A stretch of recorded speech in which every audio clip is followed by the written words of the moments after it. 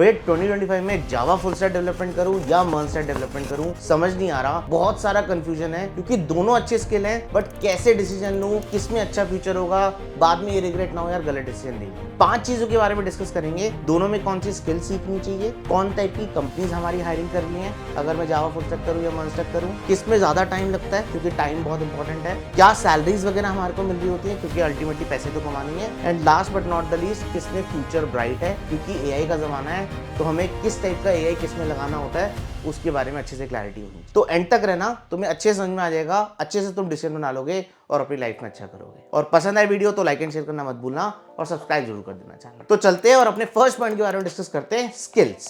अगर मैं सबसे पहले मर्न स्टैक डेवलपमेंट की बात करूं, मर्न की फुल फॉर्म क्या है? एम से मोंगोडीबी है, ई से एक्सप्रेस.जेएस है, आर से रिएक्ट है, एन से नोड.जेएस है। रिएक्ट वगैरह हम फ्रंट एंड पे करते हैं, नोड.जेएस वगैरह हम बैक एंड पे करते हैं। बट अगर तुम कोर समझो ना तो तुम्हारा जावास्क्रिप्ट है। जितना तुम अच्छा जावास्क्रिप्ट फ्रंट एंड में, जितना तुम अच्छा जावास्क्रिप्ट बैक एंड में सीखोगे, उतने अच्छे तुम मर्न स्टैक डेवलपर बनो। अच्छे से प्रोमिसेस, अच्छे से एसिंग अवेट, अच्छे से जावास्क्रिप्ट के कोर कॉन्सेप्ट्स, क्लोजर्स वगैरह क्या होता है ये अच्छे से समझना होता है और उतने अच्छे हम मर्न स्टैक डेवलपर बन जाते हैं। HTML CSS तो करना ही है, बाद में बैक एंड में जो हमें डेटाबेस से कनेक्शन बनाना है मोंगोडीबी से, वो सब हम कर लेते हैं, but most important part is JavaScript. तो स्किल क्या है? जावास्क्रिप्ट। यहाँ अगर मैं जावा फुल स्टैक डेवलपमेंट की बात करूं तो सब चीजें जावा के अराउंड डिवॉल्व होती है। जावा अच्छे से आनी चाहिए, और जावा अच्छे कैसे आएगी? अगर हमारे ऊप्स कॉन्सेप्ट अच्छे से होंगे, मल्टी थ्रेडिंग आता होगा, और डेफिनेटली बैकएंड में हमें स्प्रिंग बूट फ्रेमवर्क यूज करना होगा। हाँ, इसमें फ्रंट एंड में ये पॉइंट है कि हमें HTML CSS जावास्क्रिप्ट का यूज करना ही पड़ेगा, बट बैकएंड में जो तुम्हारा कोर होगा, जो कंपनी तुम्हें हायर करेंगी जावा फुल स्टैक डेवलपर में, वो तुम्हारे जावा के कोर कंसेप्ट पे फोकस करेंगे। तो स्किल्स के टर्म्स में सिंपल बात ये है, मर्न स्टैक डेवलपर बनना है तो जावास्क्रिप्ट को स्ट्रॉन्ग करो,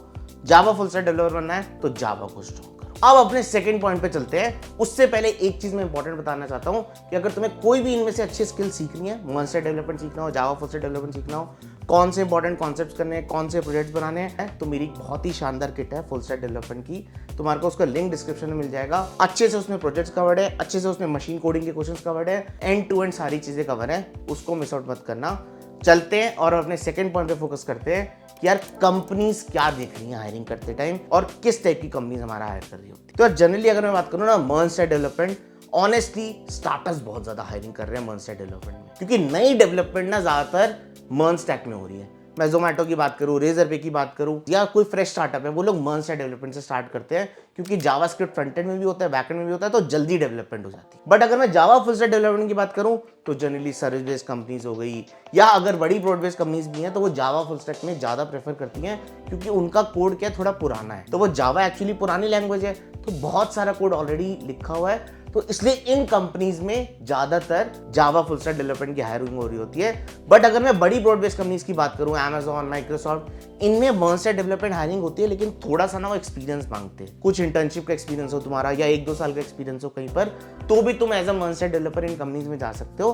तो सिंपल पॉइंट, स्टार्टअप्स में जाना है तो मर्न स्टैक डेवलपमेंट को ज्यादा प्रेफरेंस मिलेगी, और अगर सर्विस कंपनी या थोड़ी सी बड़ी ब्रॉड बेस्ड कंपनी में जाना है तो जावा फुल स्टैक डेवलपमेंट को प्रेफरेंस मिलेगी। बट एक चीज मैं क्लियर कर दूं, स्किल ठीक है बट इंपॉर्टेंट इज प्रोजेक्ट होना चाहिए। अगर तुम केवल थ्योरी करते रहोगे कुछ नहीं होने वाला।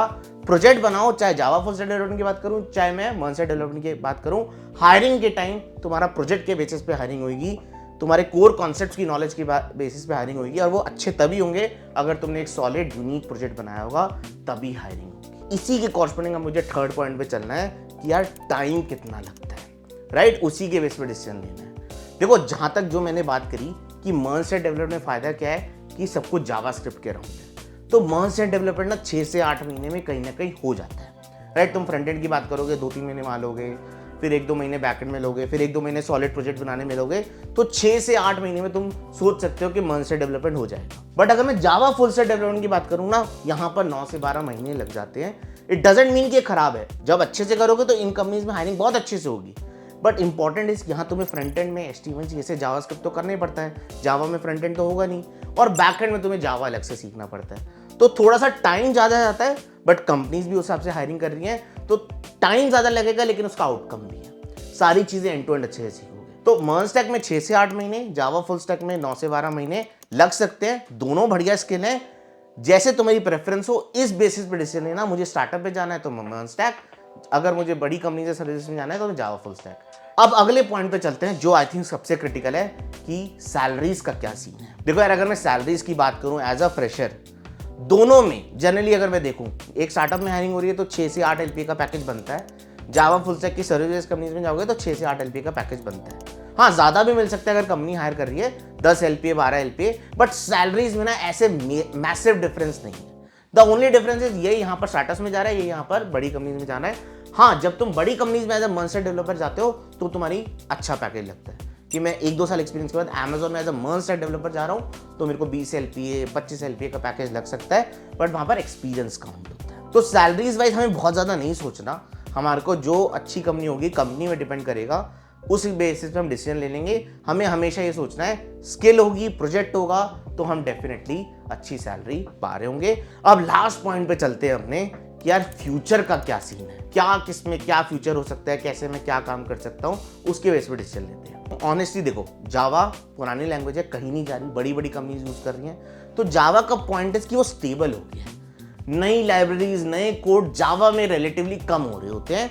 मर्न स्टैक एक ऐसी फील्ड है जो नई फील्ड आई है, बहुत ज़्यादा पुरानी नहीं है, तो उसमें क्या नई नई लाइब्रेरीज आ रही होती हैं, कोई भी नया लोग लाइब्रेरी करके डिप्लॉय कर देते हैं, ओपन सोर्स का काम ज़्यादा हो रहा होता है क्योंकि उसमें डेवलपमेंट अभी कम हुई हुई है। जावा थोड़ी पुरानी है, मर्न स्टैक थोड़ी नई है। तो अगर मैं ये बात करूँ किसमें ज़्यादा डेवलपमेंट हो रही है, किसमें अच्छा हो रहा है, तो मर्न स्टैक में फ्रेश चीज़ें ज़्यादा आ रही है, राइट। जावा में चीज़ें थोड़ी स्टेबलाइज हो गई हैं, इट डजंट मीन कि वो खराब है, इट जस्ट वहाँ पर ऑलरेडी बहुत चीज़ें आ चुकी हैं, तो नई चीज़ें कम आ रही होती हैं। फ्यूचर दोनों का अच्छा है, but if you are crazy यार मुझे नई नई चीजें एक्सप्लोर करनी है, खुद से लाइब्रेरी बनाना है, खुद से नई चीजें बनानी है, तो मर्न स्टैक में ब्राइटर फ्यूचर हो सकता है in terms of new things.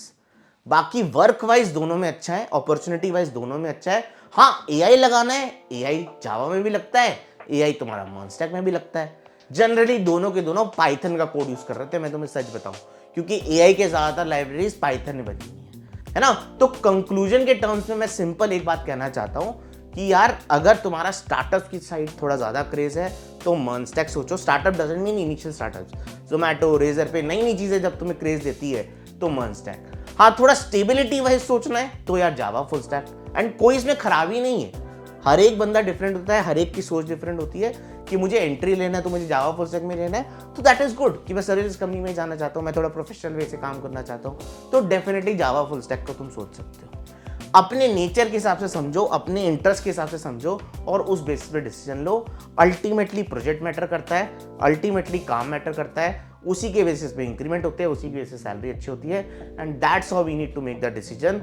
दोनों फील्ड बढ़िया है, डेवलपमेंट पे ध्यान दो और अपनी लाइफ में ग्रो करते चले जाओ। I hope you like the video, I hope पसंद आया होगा, कुछ आउटकम मिला है तो डेफिनेटली मुझे कमेंट सेक्शन में बताना। कोई और कंफ्यूजन है तो कमेंट्स में पूछना, एंड लाइक एंड शेयर करना मत भूलना और सब्सक्राइब जरूर कर देना चैनल को। Okay, thank you.